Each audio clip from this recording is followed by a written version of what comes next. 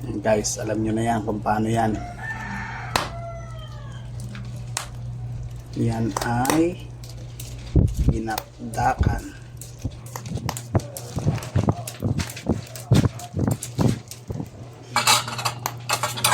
Sama natin itong yan.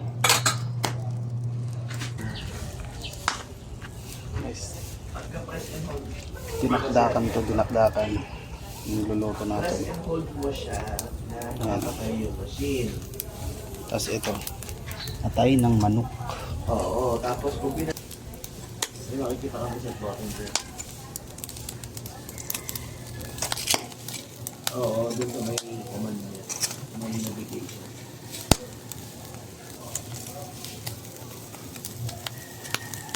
Hindi. Iyaabot yun muna. Shutdown nga pa. Shutdown pa nga muna eh. Tapos naka-reset button ka na. Huwag mong bibitawan muna. Kaya habang pagbalik mo na ano, nag-use. Mag-auto setup na tayo.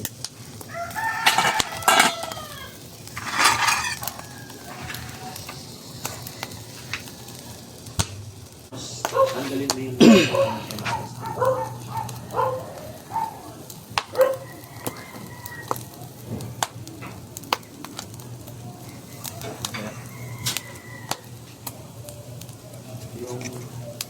number 1. Makikita mo diba yung 1 to 18. Oo, yung number 1 na tatanggalin ko. Basta start mo.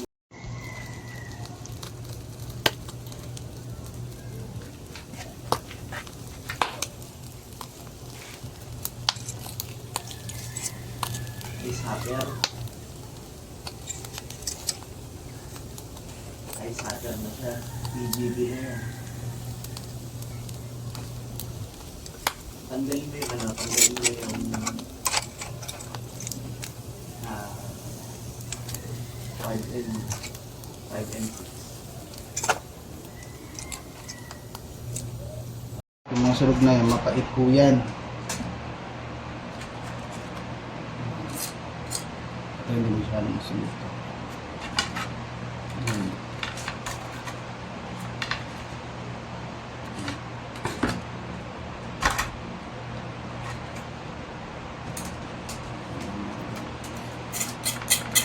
Gawa tayo ng masarap na dinakdakan.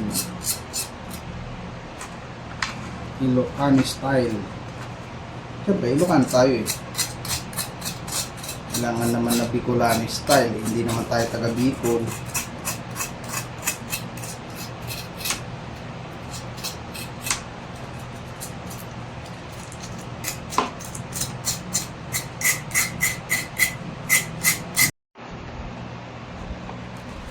Yan o, tigas nito. Lutong. Ito pala guys is pinakuluan natin kanina, di ba? Nakita niyo sa video. Kasi kaya natin pinakukuluan to kasi nga matigas ang maskara ng baboy. Pag hindi mo pinakuluan to, naku po. Siyempre, pag pinakuluan mo, titimplahan mo din siya ng bawang at saka paminta.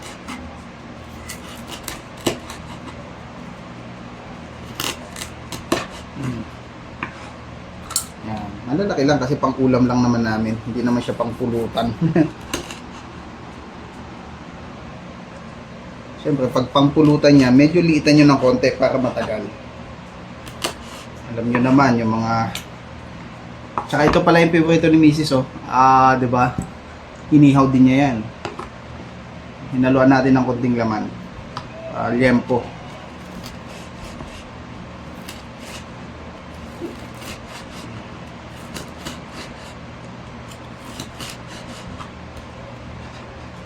May buto. Pag may buto, yan. Lagyan mo na yan. Buto. Siyempre, pag gumagawa tayo, yung mga ganyan, yan yung mga tinatawag na freebies. Ay, sarap nito guys. Tagal na rin ako hindi nakatikim nito eh. Kasi dun sa kinakainan namin, kinilaw yung style nila eh. Okay. Ayan o. Miso. Ayan. Yun.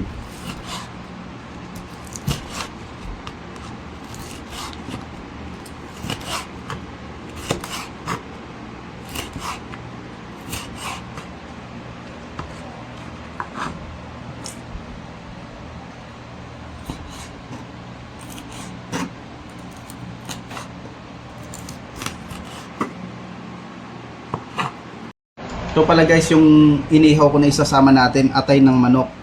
Actually guys, mas masarap kasi ang atay ng manok kaysa dun sa atay ng baboy eh. Yan.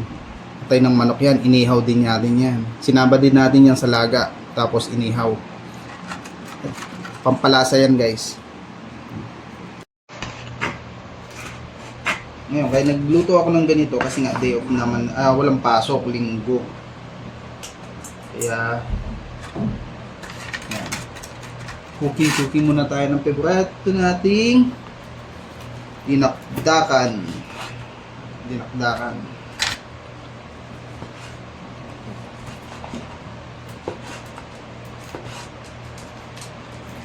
Ayaw lang niyang magpakita sa camera. Atat na siya, gusto niyang tikman daw eh. Wala pa naman timpla, pero okay na rin to guys eh. May timpla na rin naman to, may lasa na konti. Kasi nga hilaga na natin yan. Ito luya oh, bali kakat ka rin natin to kasi yung iba kasi hinihiwa lang na maliliit, kaya lang yung ibang ayaw nila ng may lalasahang luya.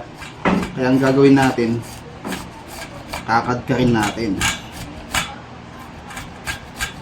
Yan, ganyan ang technique na, di ba? Yan maganda dyan. Kasi, pag kinadkad mo din kasi, mas malalasahan mo yung luya. Kaysa yung hihiwain mo ng maliliit.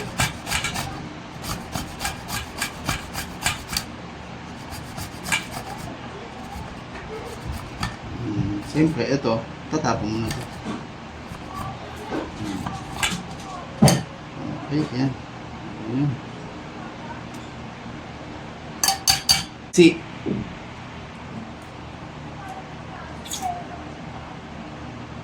Bali 5 pirasong kalamansi.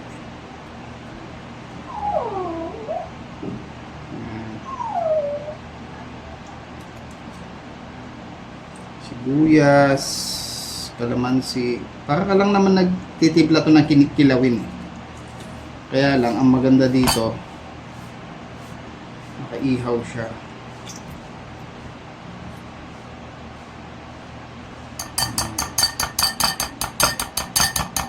Okay, tapos ito, 2 pirasong sili.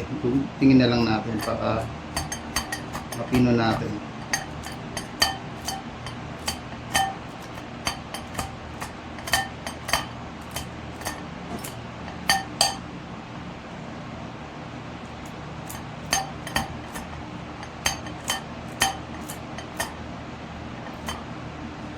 Tama na siguro yan para maanghang na. Kulay green na sili. Bakit nilagyan pa natin ng kulay green? Para sa akin kasi pampabango ito ang kinilaw natin. Okay. Toyo syempre, kunti lang yan. Tapos suka. Okay. Yan, titimpla natin yan.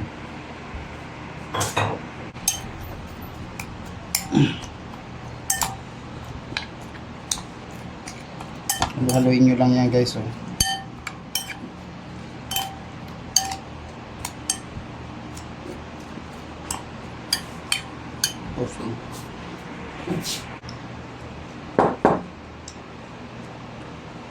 Tapos ito paminta, konti lang yan, mga half teaspoon lang yan. Yan. Importante sa lahat ito guys, nilaga ko to. Bali, ang paglaga ng utak ilagay nyo lang sa plastic. Ilagay nyo sa plastic tapos ilalaga nyo siya para maluto.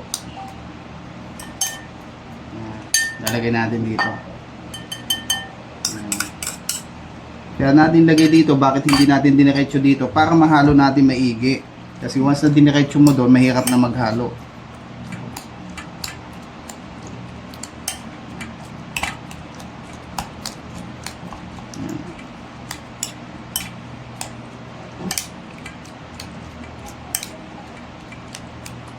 Haluin nyo lang yan. Ganyan-ganyan lang yan.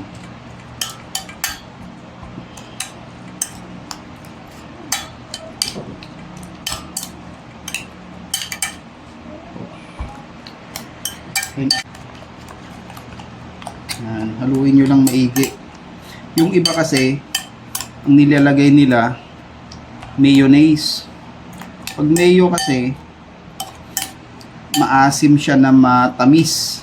Kaya hindi mo masasabi na dinakdakan yun. Ang tawag doon sisig. Pag mayo ang inilalagay. Ang dinakdakan talaga sa aming mga Ilocano, utak ng baboy ang ginagamit. Itong utak ng baboy kasi malinamnam to. Kung iniisip nyo na malansa, hindi po malansa ito. Basta i-mix mo lang siya hanggang walang buo-buo. Wala kang makikitang buo.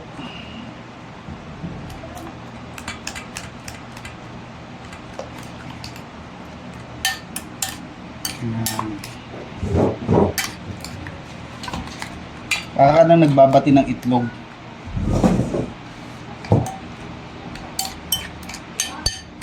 Ayan. Papadami ang kain mo dito. Diba? Pansin nyo, hindi nyo nakikita yung luya. Guys, diba? Sibuyas lang at saka yung mga ano yung nakikita nyo dyan.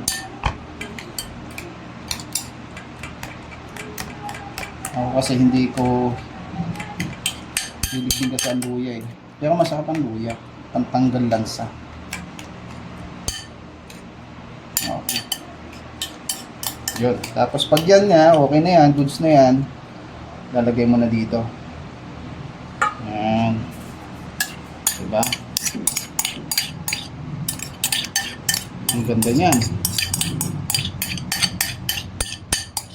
Yan ang kasimple yung maggawa ng dinakdakan.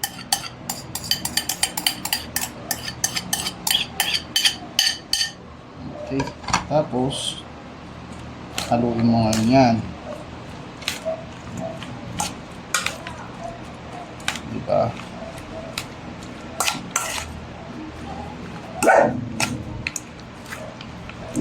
O, diba? Ang ganda tingnan guys. O, yan ang dinakdakan ng Ilocano.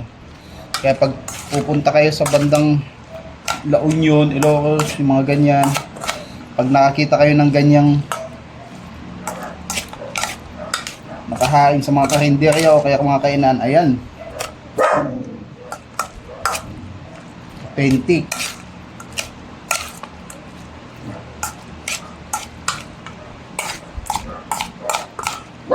Halo-haloy mo lang yan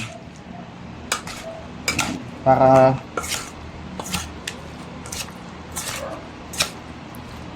malagyan lahat ng sauce yung karne. Pasensya na kayo doon sa aso ko at pag ganito nagsasalita kasi ako, nagpapapansin yan eh. Yun.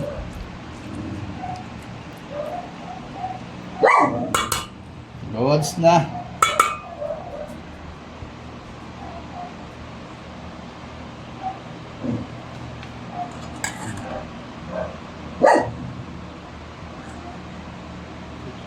Pizza mo.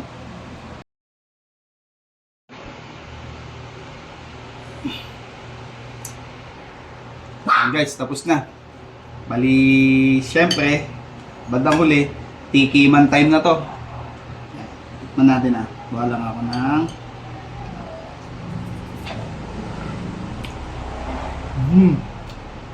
sakto yung timpla guys. Sarap. Hindi siya matamis, hindi siya maasim. Sakto, hindi, kumbaga yung lasang to, hindi ka nagsasawa. Kumbaga hindi siya nakakaumay guys. Sarap.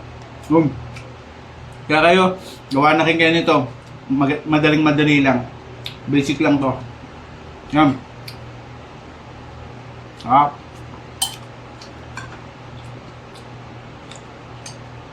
Mm.